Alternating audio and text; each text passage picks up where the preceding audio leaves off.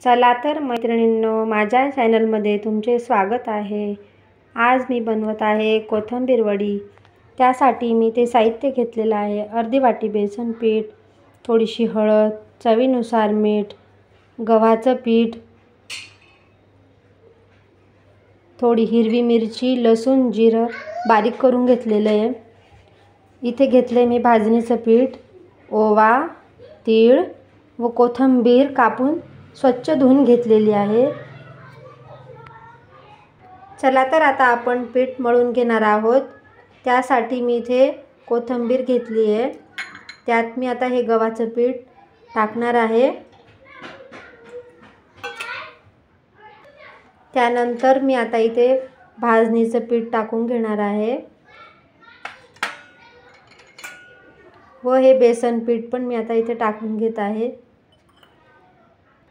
आता मी यात टाकत आहे जिरं, लसूण व लाल मिरची मी इथे घेतलेली आहे। हिरवी घेतली तरी चालेल।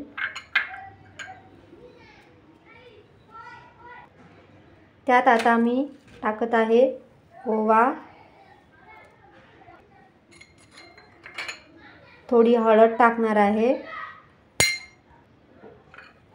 व आता मी याच्यात तीळ टाकत आहे। आता मी यात चवीप्रमाणे मीठ टाकून घेणार आहे।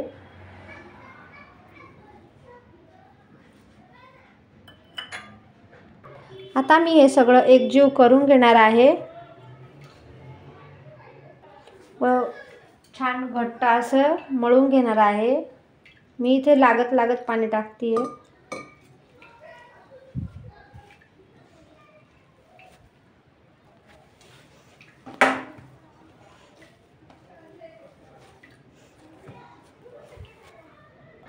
इथे आता हे पीठ छान माझं मळून झालेलं आहे। आता आधी इथे मी चाळणीला तेल लावून घेणार आहे। आपल्याला वड्या वाफवायच्या आहे।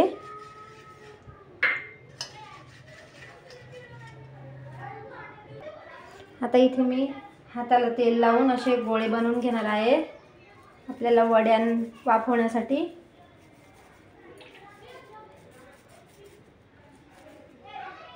हे बघा, अशा प्रमाणे सगळे गोळे आपल्याला बनवून घ्यायचे आहे।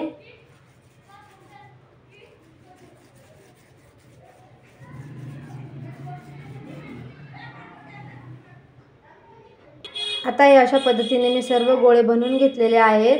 आता मी हे कढईत वाफेवर ठेवणार आहे। 15 ते 20 मिनिटं बारीक गॅसवर ठेवणार आहे।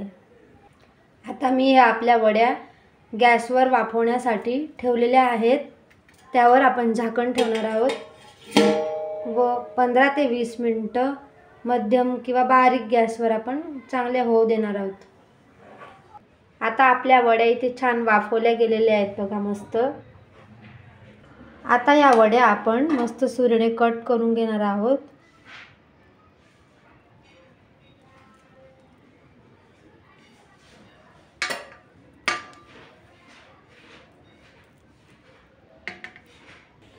आता या सर्व वड्या आपल्या कापून झालेल्या आहेत बघा, मस्त झालेल्या आहे, मधून पण छान शिजल्या आहेत। आपण आता तळणार आहोत। गॅसवर मी तेल ठेवलेलं आहे तळण्यासाठी। चला तर आता आपण तेलात या वड्या सोडणार आहोत।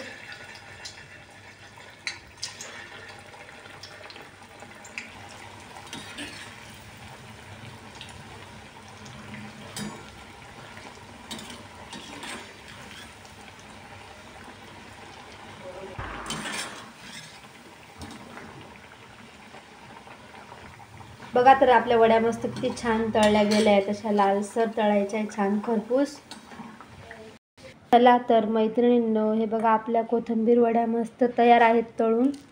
बघा किती छान झाल्या, कुरकुरीत व खायलाही खूप छान झालेल्या आहेत। तर तुम्ही करून बघा अशा वड्या। तुम्हाला जर आवडल्या असेल तर माझ्या चॅनलला सबस्क्राईब करा, लाईक करा, शेअर करा। खूप छान झालेलं आहे बघा, आतून पण मस्त झाले कुरकुरीत।